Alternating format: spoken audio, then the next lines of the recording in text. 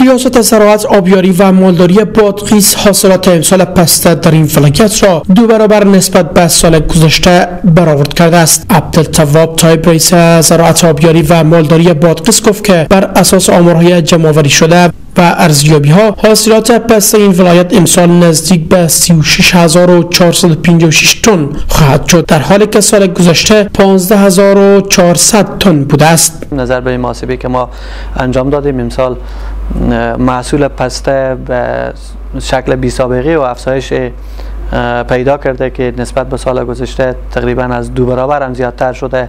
یعنی امسال ما محصول پسته ما از 36456 متریک تن تخمین میزنیم. البته مقدار پسته تر و که این در سال پار یعنی سال 1398 این مقدار ما 15400 متریک تن ما تخمین میزدیم. در همین حال شماری از فعالان مدنی بادغیس میگویند از چندین سال از جنگلات پسته در بادغیس از کنترل دولت خارج بوده و کاملا در تصرف افراد غیر مسئول قرار دارد و منبع درآمد بزرگی برای مخالفین محسوب می شود. متاسفانه از چندین سال بدین سو جنگل پسته و پسته بادغیس در سلطه طالبان قرار داره و طالبان عاید بسیار کلانی از پسته بادغیس درآمد میکنند که ما اگر متوجه باشیم 1-2 سال پیش 54 میلیون دلار طالبان از پسته بادغیس عاید کردند که این عایدشان باز پس برمیگرده به خرید اسلحه و صحنه داغ‌تر شدن صحنه جنگ طالبان با نیروهای امنیتی در افغانستان. آنان میگویند باید حکومت بر یک پلان منظم برای حفاظت و حراست پسته بادغیس تلاش کند.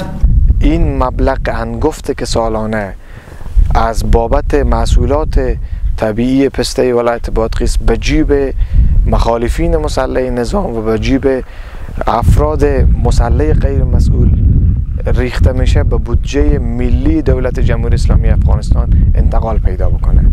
د افغانستان د نظام رهبری باید دیت منظمه پالیسی جوړه کی. متاسفانه د زراعت وزارت په دې شلو کالو کې ونه توانیدي چې منظمه طرح د بادغیس ځنګلي د حفاظت او د حراست لپاره جوړه کی. از سوی هم مسئولان اداره محلی بادغیس میگوید طرحی برای پروسس پسته بادغیس به کابینه کشور فرستاده شده است.